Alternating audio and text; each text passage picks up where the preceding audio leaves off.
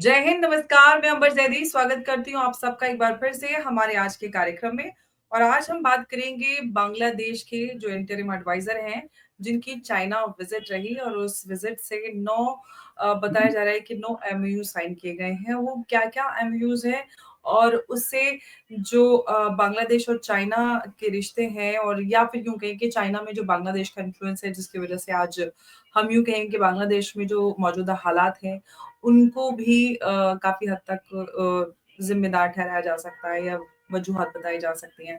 तो क्या कुछ रीज़न्स हैं और क्या कुछ एमओयू साइन हुए हैं और उसके बाद क्या कुछ बदलाव हम देखेंगे? एक तरफ भारत और बांग्लादेश के रिश्ते भी खराब है, तो क्या चाइना जो भारत का दुश्मन है, वो बांग्लादेश में अपना इन्फ्लुएंस और ज़्यादा कायम कर पाएगा या भारत उस बांग्लादेश में जो स्थिति है उसको कंट्रोल कर पाएगा? इस पूरे मामले को समझेंगे। हमारे साथ मौजूद हैं उमेश अग्रवाल जी। उमेश जी, बहुत-बहुत स्वागत है आपका। जय हिंद, नमस्कार। जय सिया राम अंबर जी। जय सिया राम। उमेश जी, चाइना और बांग्लादेश को लेकर जो अपडेट आ रहे हैं, किस तरह से देख रहे हैं? कौन-कौन से वो एमओयूज़ हैं जो साइन किए गए हैं? देखिए, सबसे पहले तो आपको मालूम है कि हमारे यहाँ पे हम हमेशा बात करते हैं टू फ्रंट वॉर की, जिसमें हम पाकिस्तान और चाइना की बात कर रहे हैं। अब आज की विज़िट जो बांग्लादेश के एडवाइज़र हैं मोहम्मद यूनुस, उन्होंने जी, चाइना में जाके की है और वहाँ पे 9 एग्रीमेंट साइन किए हैं। उसमें सबसे जी, बड़ा एग्रीमेंट है ये Teesta river comprehensive management and restoration project. ये एक $1 बिलियन का प्रोजेक्ट है और इसकी फाइनेंसिंग पूरा चाइना करने वाला है। और एक तरह से उन्होंने ये भी बोल दिया यूनुस ने कि हमें लग रहा था कि भारत की तरफ से हमें कुछ न्योता आएगा, हम भारत आना चाहते थे पहले, पर भारत ने हमें न्योता नहीं भेजा, इसके लिए हम चाइना चले गए। देखिए अंबर जी, आपको मालूम है ये जो कंट्रीज़ है जैसे पाकिस्तान है या बांग्लादेश है, इन लोगों का ईमान धर्म कुछ नहीं होता है। इनका एक ही चीज़ रहता है कि पैसा जहाँ पे मिलेगा वहाँ पे देखेंगे। आपको जी, मालूम है 1971 में जब पाकिस्तान आर्मी बंगालियों को मार रही थी, बंगाली मुस्लिम्स को मार रही थी और उसके बाद आपने देखा एक अनगिनत औरतों को रेप किया गया और एक तरह से जेनोसाइड करने लगी, तब भारतीय फोर्सेस ने उनको बचाया। और आज यहाँ के जो लीडर्स हैं और जो वहाँ की एक section of the student party जो रेडिकलाइज हो चुके हैं, वो एंटी जी, इंडिया स्टैंड लेते जा रहे हैं। अब आप देखिए कि इलेक्शन के बाद इन्होंने फर्स्ट ओवरसीज़ विज़िट गए हैं मोहम्मद यूनुस और वो चाइना गए। हमें मालूम है उससे पहले भी मुर्मू ने भी हमारे प्राइम मिनिस्टर के अगेंस्ट बहुत अभद्र टिप्पणी की थी और बाद में उनको समझ में आया, तो वो भारत की तरफ आ गए। मैं तो चाहता हूँ कि चाइना एक और एक क्लॉज़ डाल रहे, 9 एग्रीमेंट नहीं 10 एग्रीमेंट साइन करे। एक और एक एमओयू साइन कर दे कि जब आप बर्बाद हो जाओगे, तो आप भीख माँगने इंडिया से नहीं जाओगे। ये एक और एक क्लॉज़ डाल देना चाहिए। क्योंकि मैं ये नहीं चाहता हूँ, मैं भारतीय सरकार को अपील करना चाहता हूँ कि ये जब बर्बाद हो और कंप्लीटली, और मैं चाहता हूँ ये आदमी कम से कम साल 2 साल और रहे बांग्लादेश में, तो ये पूरी तरह से इसको बर्बाद करके छोड़ेगा और जब ये बर्बाद होंगे तब इनको अक्ल आएगी।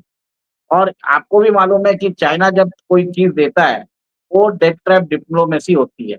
आज श्रीलंका का आपने देख चुके हैं कि श्रीलंका में 2 साल पहले क्या हुआ, राजपक्षे को भागना पड़ा, कंट्री छोड़ के भागना पड़ा उसको। और उसके आज राष्ट्रपति अ, पहले जब इलेक्ट हुए थे और वो नॉन चाइनीज़ सपोर्टर है, तो वो भी जब इलेक्ट हुए, तो वो फर्स्ट उन्होंने ट्रिप भारत को की है। तो फ़र्क जी, वहाँ पे आता है, प्रायोरिटी उधर आती है। मैं तो चाहता हूँ कि ये भारत के पास वापस ना आए। आपको मालूम है कि इन्होंने अदानी के पैसे नहीं दिए थे बिजली के, जी, तब अदानी जी, ने भारत के अंदर वो दूसरा मेथड्स ऑफ डिस्ट्रीब्यूशन चालू कर दिया था। अब जी, रिपोर्ट आ रही है कि अ, अदानी को इन्होंने पूरा पैसा देना चालू कर दिया और बिजली इनको मिल रही है। बीजेपी बोल रहे थे पैसे नहीं है, हम नहीं देंगे, अदानी ने लूट लिया था। फिर बांग्लादेश में बाढ़ आई थी, उसके लिए भी इंडिया को ब्लेम किया और फिर भीख जी, माँगते हैं, हम इनको चावल भी बेच सकते हैं, हम इनको सारे फूड मटेरियल्स भी बेचते हैं। मैं तो चाहता हूँ ये आदमी उधर रहे और वो चाइना से पैसे ले और वो बर्बाद भी हो बांग्लादेश।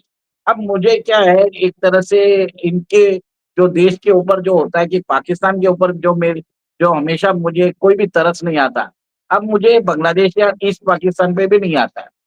क्योंकि इतना करने के बावजूद अगर ये भारत के साथ ऐसी अभद्र भाषा इन्होंने यूज़ की हमारे प्रधानमंत्री, हमारे देश के लिए और बांग्लादेश में हिंदुओं के लिए क्या हो रहा है, आप वो देखिए। जी। आज जो एग्रीमेंट साइन हुआ है उसके अंदर इन्होंने बोला है कि हमारा पोर्ट मॉडर्नाइज़ेशन करिए, चाइनीज़ को बोला है कि स्पेशल इकोनॉमिक ज़ोन खोलिए, फाइटर जेट्स हमको दीजिए। तो एक बहुत सारी लंबी लिस्ट किया है। चाइना ने तो सीधा बोल दिया है कि आपको हमको पैसे देने पड़ेंगे और ये चाइना इनसे 5% ब्याज लेता है। आपको बता देता हूँ 5%, 5% बहुत ज़्यादा होता है। आज एशियन जी। डेवलपमेंट बैंक या वर्ल्ड बैंक से जाके देंगे तो 1-2% पे मिलता है। और आज हुँ। मोहम्मद यूनुस ने बोला भी है कि आप अपने इंटरेस्ट रेट हटा दीजिए, आप अपनी डेवलपमेंट फीस हटा दीजिए, आप अपनी प्रोसेसिंग फी हटा दीजिए। ये सब बात करना चालू कर दिया है। तो अंबर जी ये देखिए अब ये इस आदमी को भी मालूम है, ये माइक्रो फाइनेंस का गाई है। तो इसको मालूम पड़ता है कि क्या प्रॉब्लम चलेगी, आगे बांग्लादेश को भी इश्यूज़ आने वाले हैं। और भारत के साथ अभी ये ट्रीटी भी चाहता है कि भारत के साथ पानी का एग्रीमेंट हो जाए तो इसको 50 साल का एग्रीमेंट चाहिए। जबकि ये पुराने जो करार होते हैं, जो शेख हसीना ने किया, जो इसको समझ में नहीं आता, उसको ये रद्द करना चाहता है। तो कहीं न कहीं मेरे मानना है कि ये एक इल्लेजिटिमेट सरकार है और ये कब चले जाएगी हमको भी नहीं मालूम। ये अभी तक टिकी क्यों है वही मुझे समझ में नहीं आ रहा है, कि क्या रीज़न है? उमेश जी, कहीं ऐसा तो नहीं है कि मोहम्मद यूनुस ने बांग्लादेश की सुपारी ले ली है? क्योंकि जिस दिशा में जो यूनुस चलते हुए नज़र आ रहे हैं, उससे तो बांग्लादेश का खात्मा तय नज़र आ रहा है, क्योंकि हम हमारे सामने पाकिस्तान का अंजाम है, चाइना से दोस्ती करने का, श्रीलंका मरते-मरते कब्र से उसको निकाला गया है। तो ऐसे सब में किस तरह से कोई भी देश चाइना पे भरोसा कर सकता है? या फिर ऐसा है कि वो भारत को डराने के लिए, कि क्योंकि भारत ने उन्होंने क्योंकि भारत से प्रधानमंत्री से मिलने की बात की थी कि मुझे बुलाया जाए, मुझे मिलने की अनुमति दी जाए। तो ऐसा तो नहीं कि भारत को डराने के लिए चाइना से नज़दीकी दिखा रहा हो कि चाइना के डर से भारत हमारी बात मान लेगा या हमसे रिश्ते बहाल कर लेगा? देखिए भारत को अभी अपनी पॉलिसी वेरी क्लियर कर देना चाहिए और उनको हुँ, बोल देना चाहिए कि we do not believe in the leadership of Mohammad Yunus because he is an installed leader by the foreign powers. We uh, will be only speaking to the legitimate representative of Bangladesh. मतलब बांग्लादेश में जब डेमोक्रेसी लौटती है और उधर जो इलेक्शन होके जो भी आता है, हम उनसे बात हुँ, करेंगे। They are the real representative of the people of Bangladesh. ये क्लियर कट बोल देना चाहिए। और जो बिम्स्टेक समिट जो होने वाली है अभी बैंकॉक में, उसमें भी ये मोहम्मद यूनुस चाह रहा है कि प्राइम मिनिस्टर मोदी से मिल जाए। मेरे ख्याल से हुँ। मोदी जी को इसको घास भी डालने की ज़रूरत नहीं है। ये लायक ही नहीं है, ठीक है? और आपको मालूम है कि चाइना के टुकड़ों पे ये पल रहा है बांग्लादेश और कितने दिनों तक रहेगा, we have to see that. और बांग्लादेश को अब जैसे हम्बनटोटा पोर्ट ले लिया है, वैसे ये बांग्लादेश को भी कोलोनाइज़ करेगा। मैंने कुछ दिन पहले बोला है कि चाइना क्या करता है उइगर मुस्लिम्स को आपको मालूम ही है। मस्जिदों को वो बना देता है टॉयलेट, कुरान को जला देते हैं और वहाँ पे लोगों को उठा के वो ले जाते हैं री-एजुकेशन कैंप और औरतों के साथ जाके पीएलए ना आर्मी भी सोती है। यही काम बांग्लादेश में भी होने वाला है। बांग्लादेश में जो इतनी बड़ी वो जो ह्यूमन पॉपुलेशन है, उसको बाद में चाइना लेके जाएँगे। चाइना में उनसे जो काम उइगर मुस्लिम से कराते हैं, ये बांग्लादेशियों से कराएँगे। सॉरी ईस्ट पाकिस्तानी वालों से करवाएँगे और वहाँ पे इनका वही हाल किया जाएगा, जो इनको बैलों के जैसे काम किया जाएगा, गधों के जैसे रखा जाएगा और ये लायक भी है। मैं तो चाहता हूँ कि चाइना से थोड़ा क्लोज़ हो और भी आगे जाके चाइना से बहुत ज़्यादा क्लोज़ हो और उनके गुलाम बने। मैं आपको ओपन बोलता हूँ, मैं कभी भी ऐसे बोलता नहीं हूँ। बट इन लोगों जी। की जो हो गया है, इसके बाद रहम करना बेवकूफ़ी है। इन लोगों के ऊपर रहम नहीं कर सकते और जिस हिसाब से इन्होंने भारत के जो उपकार किए हुए हैं इनको, इनको वो एक्नॉलेज भी नहीं कर सकते। तो इनको इनके मरने पे छोड़ देना चाहिए। इनकी इकोनॉमी तो ऐसे ही खड्डे में जा चुकी है। इनका जो ग्रोथ रेट है डाउन जा चुका है। इनकी जो जिस टेक्सटाइल तरह इंडस्ट्री से जा रहे हैं, चाइनीज़ इकोनॉमी कौन-सा राइज़ करेगी, वो तो खुद खड्डे में है। आप डेट टू जीडीपी उनका 300% हो गया, इनफैक्ट मोर देन 300%। तो ऐसे में वो ठीक है क्या तो इनको कुछ गच्चे से बाहर निकालेंगे? अरे वो तो मैं बोल रहा हूँ, इनका खुद के डेब्ट टू जीडीपी 303% है। वो तो खुद बांग्लादेश को यूज करेगा अपना डेब्ट, अपने कॉस्ट कम करने के लिए। जैसे जी, यूगर मुस्लिम को उठा के ले जा रहे हैं ना, ये बांग्लादेशी को उठा के लेके जाने वाले। आप अगली बार अगर बांग्लादेश अगर इनके डेब्ट चुका नहीं पाया, तो बोलेगा कि मेरे को इतने लाख बांग्लादेशी भेजो मेरे देश में काम करने के लिए। आपके पोस्ट ले लेगा और आपको मतलब गधा मजदूरी कराएगा। ये सब होने वाला है, बांग्लादेश के साथ होगा पक्का। क्योंकि चाइना पैसे छोड़ता नहीं है। वो हुँ, पाकिस्तान में उसने अपनी फोर्स उतार दी है। थोड़े दिनों में चाइनीज फोर्सेस भी आ जाएंगे। और आपको मालूम है, ये जो तीस्ता का प्रोजेक्ट है वो चिकन नेक के पास में है। और कुछ दिन पहले पाकिस्तान की आईएसआई चीफ, वो भी बांग्लादेश आके उन्होंने रंगपुर बॉर्डर पे इंस्पेक्ट किया। तो हमको अभी एक ही चीज है, हमारा जो चिकन नेक के आसपास जितनी भी जो एरिया है, उसके ऊपर कड़ी नजर रखने की जरूरत है। और उधर कोई भी इंफिल्ट्रेशन हो, उनको गोली से उड़ा दीजिए। इट जी, शुड बी लाइक दैट। क्योंकि कोई we we have to be very strict with the border issue now. और गवर्नमेंट हुँ, अभी काम कर रही है उसके ऊपर। And uh, I am very much happy, Modi government continuously इसमें ट्राई कर रही है। बट बंगाल गवर्नमेंट का कोई भरोसा नहीं है, क्योंकि 462 किलोमीटर पे वो फेंसिंग अलाउ नहीं कर रही है, क्योंकि वो लैंड नहीं दे रहे हैं। तो ऐसी बात है अंबर जी। और इन लोगों के ऊपर दया करना ही नहीं चाहिए, भले ही कुछ भी हो जाए। इनसे तो अच्छे लेकिन इनसे तो जी, जी, इनसे जी, तो अच्छे तो वो तालिबान ही है अफगानिस्तान में। कम से कम वो भारत का शुक्रिया अदा मानते हैं। मैं बिल्कुल। आपको ओपन बता दूं। बिल्कुल, बिल्कुल नहीं, नहीं, बिल्कुल आप बिल्कुल सही बोल रहे हैं कि जो कुछ भी अफ़गानिस्तान के लिए क्या चाहे अफ़गानिस्तान के अवाम की बात करें, वो भी भारत से बड़ा प्रेम करते हैं। अभी जो जैसे रिसेंट चैंपियंस ट्रॉफी हुई, तो उसमें फाइनल्स में सारे ही अफ़गानिस्तानी जो इनफैक्ट जो पाकिस्तान में भी हैं, वो भी खुलकर भारत का समर्थन कर रहे थे। तो ये दिख जाता है कि किस तरह से भारत ने और अफ़गानिस्तान के साथ जो रिश्ता और बनाया, वो लोगों की बांग्लादेशी बातों सुन ये के सरकार और ये और ये बांग्लादेशी लोग पाकिस्तानी का सपोर्ट करते हैं भारत के खिलाफ। वो आप ये भी जो देखें। कुछ भी किया पाकिस्तान ने इनके साथ, इनकी महिलाओं के साथ और लाखों लोगों को, बंगालियों को काटा, मारा, जो कुछ भी नरसंहार हुआ, वो शायद ये लोग भूल गए हैं। नहीं, मेरा तो हम लोग क्या है, हमेशा माफ कर देते हैं, इस बार माफ नहीं करना चाहिए। मैं हम लोगों को मैं हिंदुस्तान की आवाम और हिंदुस्तान की जनता को एक ही चीज बोले, नेवर फॉरगेट, नेवर फॉरगिव। ये लोग लायक नहीं है। अब प्लीज, तालिबान को मालूम था कि भारत अफगान की हुँ, जनता के साथ सही है। हमारे साथ उसका प्रॉब्लम हो सकता है, उनको समझ में आया। वो अपने आप को रिफॉर्म भी कर रहे हैं और भारत के साथ अच्छे संबंध भी बना रहे हैं। इसको हुँ, बोलते हैं सुधरने का चीज होता है। और यहाँ पे तो हुँ, इन लोगों को जितना हम इनको समझाने की कोशिश करते हैं, ये हमारी वीकनेस समझते हैं। इनफैक्ट हमको तो इनका हुक्का पानी भी बंद कर देना चाहिए। देखते जी, हैं कितना वो चाइना से पैसा, कितना चाइना के ऊपर डिपेंडेंट हो सकते हैं। आपको मालूम है, कुछ दिन पहले चीनी मंगाई थी पाकिस्तान ने, क्योंकि वहां पे जी। चीनी की शॉर्टेज हो गई थी। हमको तो भेजना ही नहीं चाहिए इन लोगों को। मेरा तो ये मानना है। चावल चावल भी तो भिजवाए थे जब इनको चावल की ज़रूरत पड़ी थी अभी। तो मैं चावल तो भी बोल रहा भिजवाए। हूँ मैं तो बोल रहा हूँ, भेजना ही नहीं चाहिए। किसी और को दे दो सस्ते में, इन लोगों को मत। लेकिन एक ये है कि भारत की जो पॉलिसी है, वो अलग ही तरह से हैंडल करता है और अब जैसे कि देखिए देखिए, उन लोगों को हेल्प करिए जो इंसान हो। शैतान, हैवान और जो पैरासाइट्स होते हैं ना, वैम्पायर्स, इन लोगों की हेल्प नहीं की जाती है। ये लोग अभी शैतान हो चुके हैं। तालिबान तो एटलीस्ट, आप अफगानिस्तान के लोग इंसान बन चुके हैं। पाकिस्तान के लोग तो ऐसे ही हैवान थे, ये भी हैवान हो रहे हैं। जिस हिसाब से इन्होंने हिंदूज के साथ जो काम किया है, वो आप देखिए ना, जो बांग्लादेश में जी, हुआ था। पाकिस्तान का में तो लड़कियों को उठा के 70-80 साल के मर्दों के साथ शादी कर रहे हैं, रेप कर रहे हैं उनका।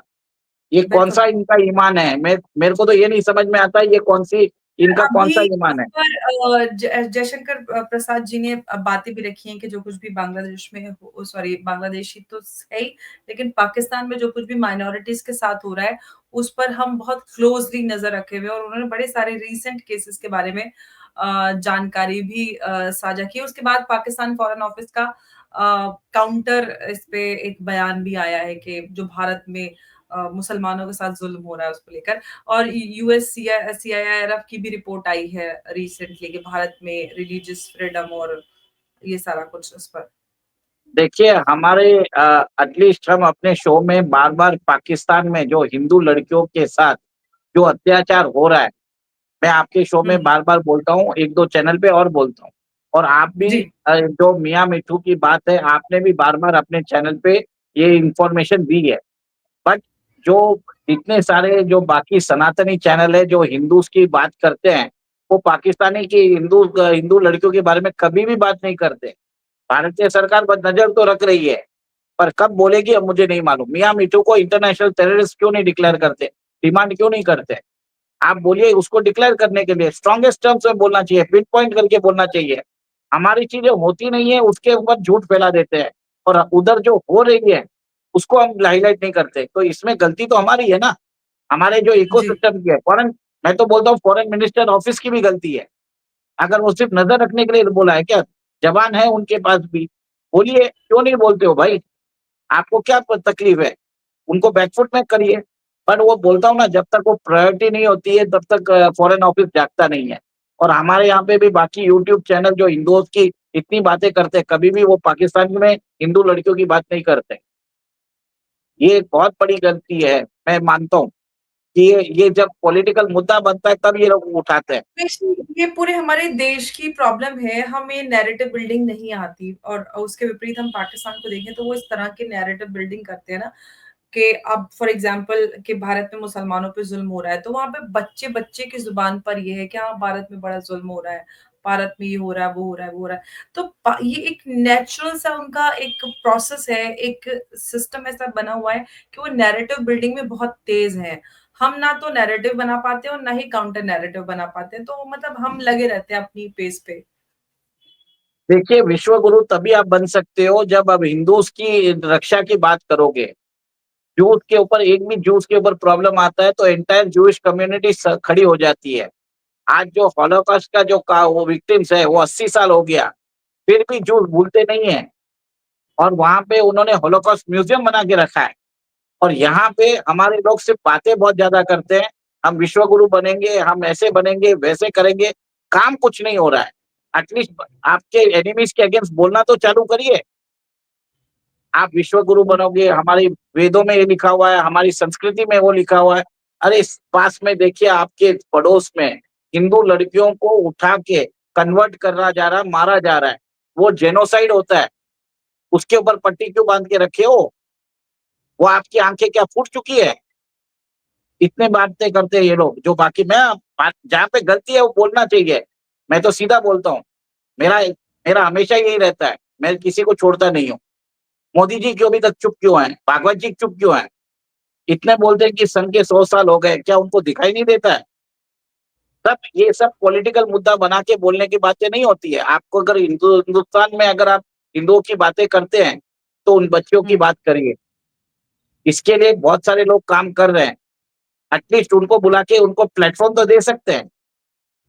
प्रोजेक्ट चिंगारी के नाम से आपको भी मालूम है कि दीप्ति महाजन जी काम कर रही है यूएसए में। जी। उनको बुलाइए। उनको आप प्रवासी भारत में बुला के उनको मौका दीजिए बोलने के लिए। इंटरनेशनल हुँ। मीडिया में हाइलाइट होगा, प्रेशर ग्रुप बिल्ड करिए। पर आप तो कुछ करते नहीं हो।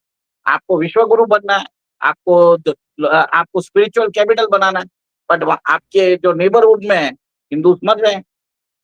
ये सब थोड़ी होता है ऐसे काम। आपको अब जब बनना है तो लर्न फ्रॉम द जूस। मुझे इज़राइल पसंद है। 70 लाख जूस जो काम कर सकते हैं, 100 करोड़ हिंदू नहीं कर पाते। This is the difference between juice and the Hindus.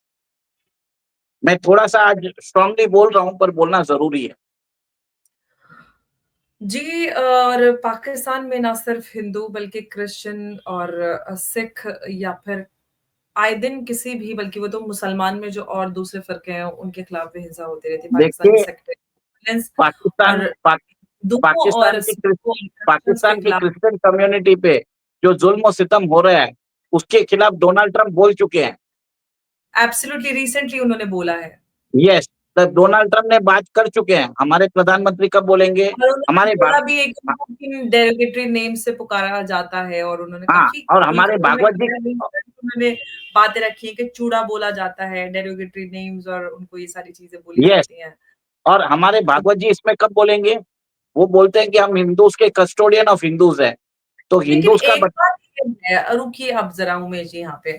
Donald Trump बोल रहे हैं कि पाकिस्तान में क्रिश्चियंस को चूड़ा बोला जाता है, उनके साथ ये होता है, वो होता है। दूसरी तरफ इमरान खान को रिलीज़ कराने के लिए पाकिस्तान डेमोक्रेसी एक्ट लाया जा रहा है, जिसका मतलब ये है कि इमरान खान छूटेंगे और इतने सालों से ऐसा तो नहीं है कि ये पहली बार पाकिस्तान में क्रिश्चियंस पे ज़ुल्म हो रहा है, तो आज डोनाल्ड ट्रम्प बोले हैं, हमेशा से हो रहा है सभी माइनॉरिटीज़ पे। ट्रम्प पहले भी थे और वैसे भी वो ऐसा नहीं है कि एक इन्फ्लुएंशियल हस्ती हैं अदरवाइज ऑल्सो वो अगर प्रेसिडेंट भी ना रहे तो पहले तो उन्होंने कभी ये सारी चीजें नहीं बोली। एक साथ ही साथ दोनों चीजें और एक तरफ बेल भी पेश किया जा रहा है, एक तरफ ये भी बोला जा रहा है। देखिए मतलब देखिए अंबर जी, एक तरह से बोलने से उनका उनके बोलने से इंटरनेशनल मीडिया कवर कर रहा है, आर्टिकल्स लिखे जाएँगे और बाद में जी। और जब देश का अगर हेड बोलते हैं, तो फ़र्क पड़ता है और एक तरह से कम उस कंट्री को डॉग पे लिया जाता है। एटलीस्ट क्रिश्चियंस के खिलाफ अभी प्रॉब्लम्स हुँ, नहीं होगा। वहाँ की आर्मी बोल देगी कि आपको कुछ भी करना है करो, क्रिश्चियंस को मत छुओ। आपको मालूम है 2002 में ग्रैंड स्टेन्स को मारा दिया गया था, तो कितना बड़ा इश्यू हुआ था। और हुँ, 2004 में वाजपेयी जी को इंटरनेशनल बैकलैश फील करते हुए he lost the elections also. तो हुँ, देखिए हमको यूनाइट होना पड़ेगा। वी हैव टू टेक इन हमें एक ही तरफ जब अगर हमको मालूम पड़ता है कि इश्यू है, we should start uh, saying also. हमें ये नहीं देखना चाहिए कि हमारा पॉलिटिकल फायदा होगा तब हमें इश्यू उठाना चाहिए। I am strictly hmm, against that. ये पॉलिटिसाइजेशन ऑफ इश्यूज वो ना करके जेन्युइन इश्यूज को रेज़ करिए। आपको मालूम है अभी जिस हिसाब से बंगाल में शुभेंदु अधिकारी काम कर रहे हैं, I appreciate hmm, that gentleman. वो 5 साल से लड़ रहे हैं ममता दीदी के अगेंस्ट, ठीक है? तो एक तरह से he is coming on the back foot. ऐसा कोई आदमी चाहिए हर जगह जो ब जो हिंदुओं की बात उठाए। और आपको मालूम है अभी बंगाल में नेक्स्ट ईयर इलेक्शंस है, पर वहाँ पे वो 5 साल से वो कंटिन्यूअसली वो ममता बनर्जी के अगेंस्ट वो एजिटेशन कर रहे हैं। This is the difference. आपको बोलना पड़ेगा, भले ही लोग 10 बार नहीं सुनेंगे। और आपको मालूम है अभी लंदन में क्या हुआ? ममता बनर्जी को एक तरह से विरोध सहना पड़ा, जो रेप केस हुआ था आरजी कर में। जी, जी, बिल्कुल। तो तो फ़र्क पड़ता है, हमें आवाज़ उठाएँगे, पाकिस्तान एम्बेसी में भेजिए, हमारे प्रवासी भारतीयों को बोलिए, वहाँ पे जाके आप प्रदर्शन करिए। एटलीस्ट एक आप अपना आपके पास इतना बड़ा क्लाउट है, आप मोदी जी के साथ फ़ोटो खिंचा के फेसबुक उस पर डालने से कोई मतलब नहीं है। जब तक आप अपने इश्यूज़ को रख के पाकिस्तान एम्बेसी के बाहर जाके आप प्रदर्शन नहीं करते हो, उनको समझाते नहीं हो, इंटरनेशनलाइज़ करिए एक-एक इश्यू, उधर लोगों को बुलाइए, मोबिलाइज़ करिए। पाकिस्तान वाले सब कर सकते हैं। अभी मैं एक वीडियो देख रहा था, उसमें बता रहे थे कि there are 4 million Muslims in Britain out of the 66 million, but हुँ, कम से कम 7-8 सिटी में मेयर्स उधर मुस्लिम्स हैं। तो वो सोचिए कि वो लोग वो 4 मिलियन होके भी they are able to occupy the corridors of power. तो पॉलिटिसाइजेशन, मोबिलाइजेशन कर पा रहे हैं। हमारे हिंदूस नहीं कर पा रहे हैं, हमारे इंडियंस नहीं कर पा रहे हैं। हुँ, एकजुट होना पड़ेगा। आपको मालूम ही है यूरोप में इस्लामाइजेशन बढ़ रहा है क्योंकि सब अपने कंफर्ट जोन में है। और वो जो इस्लामाइजेशन है वो बहुत ही रेडिकलाइज्ड है। इनफैक्ट मुझे कहीं कभी ना कभी तो ऐसा लगता है कि सऊदी बहुत जल्दी एक जो बोलते हैं इस्लाम का जो बेस्ट वर्जन है, we will see in Saudi Arabia and UAE.